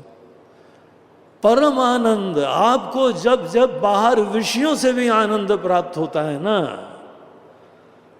उन परम आनंद के क्षणों में याद करिए, आंखें बंद हो जाती हैं, आप अपने साथ में होते हैं। कैसी विडंबना है। बाहर कोई व्यक्ति से, कोई वस्तु से, कोई कुर्सी से, कोई पद से, कोई सिद्धि से आनंद प्राप्त हुआ, और आनंद के चरम क्षणों में आपकी आंखें बंद हो गई, उसको जैसे बाधित कर दिया आपने। बोलते पता नहीं ऐसा क्यों हो जाता है, लेकिन बहुत आनंद होता है तो आंखें बंद ही हो जाती हैं। ये बंद आंखें हमको बताती हैं कि आनंद का स्रोत तो तुम्हारे अंदर होता है। तुम प्यार से किसी को देख लो, वो आनंद देने वाला बन जाता है। वो व्यक्ति नहीं देता है, तुम्हारी नजरों के वजह से देने वाला बन जाता है। अपनी महिमा पहचानो। अर्जुन, ये इतना तुम्हारे बड़ा आनंद तुम्हारे हृदय में विराजमान है। सुखमात्यंतिकम यत्तद् बुद्धि ग्राह्यम अतीन्द्रियम। इंद्रियों से अतीत, हृदय के अंदर भासित ये आनंद यहीं पे है। और उसमें स्थित होके इंसान जब अपनी जो है वास्तविकता को रिक्लेम करे। बोलते हैं उसी को हम लोग अर्जुन मुक्त बोलते हैं। और वास्तविक योग में, देखिए योग शब्द बड़ा इंटरेस्टिंग है। यहाँ 5-10 मिनट ऊपर हो रहे हैं, हमारे ख्याल से कोई प्रॉब्लम ना हो आपको, तो हम इस पॉइंट को ख़त्म करें। यहाँ कहते हैं योग शब्द जो है उसमें संकेत होता है कि as though I have to hook on to something outside. युक्त होना, किसी से जुड़ जाना। योग शब्द का शाब्दिक अर्थ होता है किसी से जुड़ जाना। और यहाँ भगवान बोलते हैं अर्जुन, अगर तुमको आत्म के ज्ञान के ये सब रहस्य कुछ समझ में आ रहे हैं ना, then you will discover a different meaning of yoga. क्या है प्रभु, क्या है यहाँ मीनिंग? बोलते हैं कि तुम पहले से पूर्ण हो। You only have to shed off something, drop something. तुम पहले ही से युक्त हो बेटा। अज्ञान से युक्त हो, मोह से युक्त हो, अनात्मा से युक्त हो, अपने चोले को आत्मा समझ रहे हो। अनेकों लोग, सब लोग अपने शरीर को ही आत्मा समझते है ना, ये सच्चाई। कोई भी पूछे कि बोले आपका परिचय, अब बोला कि हमारी इतनी उम्र है, हंसी आएगी भगवान को। बोलते बेटा तुम तो हमारे अंश हो, तुम तो अजन्मा हो, अमृत स्वरूप हो, और तुम इस चोले के साथ आइडेंटिफाई करके बोल रहे हो आई एम जस्ट जो है 69 years old, I am 59, I am 100 years old। बोलते तुमको संकोच भी नहीं होता है कभी? तुमको हंसी भी नहीं आती कभी? यहाँ हमारे ऋषि मुनि, हमारे वेद पुराण सब हमको कह रहे हैं कि भैया बेटा तुम्हारा कोई जन्म नहीं हुआ है वस्तुतः, वो अजन्मा सत्ता की तुम संतान हो। लेकिन हमने आइडेंटिफाई कर लिया। आज हमारी वस्तु स्थिति यह है कि हम पहले से योगी हैं। किससे योग करा? शरीर से योग कर लिया, जुड़ गए। मन से योग कर लिया, ईगो से योग कर लिया, इंडिविजुअलिटी से योग कर लिया। तो बोलते हैं वे देयरफॉर ध्यान की साधना का क्या विधा होती है? बोलते हैं कि तम विद्या दुख संयोग वियोग योग लक्षणम योगो भवति योगो अनिर्विण्ण चेतसा। तुमको एक विवेकी बुद्धि के साथ Arjun, to your utter surprise, हम योग को बोलेंगे you need to now do viyog. वियोग ही असली तरीके से मैं में जगने का तरीका है। तुमने पहले से पकड़ा हुआ है, जस्ट ओपन योर हैंड्स, छोड़ दो अनेकों चीजों को। मैं को जानना है ना, चोले को क्यों पकड़े? आइडेंटिफिकेशन छोड़ो, तभी मैं की वास्तविकता दिखाई पड़ती है। तो बड़े सुंदर प्रसंग है, बड़ा महत्वपूर्ण प्रसंग है। आज का जो प्रसंग विशेष रूप से ध्यान के लिए, सबको गाइडेंस देने के लिए इम्पोर्टेंट था। अब इसी चीज के अंदर जब हम आगे बढ़ते हैं तो देयर आर सर्टेन प्रॉब्लम्स। जैसे कभी घाट में जाते हैं ना, तो बोलते हैं सावधान घाट प्रारंभ। अब यहाँ पर भी ध्यान का घाट है, इसके अंदर भी अनेकों उतार चढ़ाव आते हैं, कुछ प्रॉब्लम्स आते हैं। उन चीज़ों को आगे के सेक्शन में डील करा जाता है, जो कि फिर हम लोग कल देखते हैं। ओम पूर्णमदः पूर्णमिदं पूर्णात् पूर्णमुदच्यते पूर्णस्य पूर्णमादाय पूर्णमेवावशिष्यते। ओम शांति शांति शांति। हरि ओम श्री गुरुभ्यो नमः। हरि ओम नमः पार्वती हर हर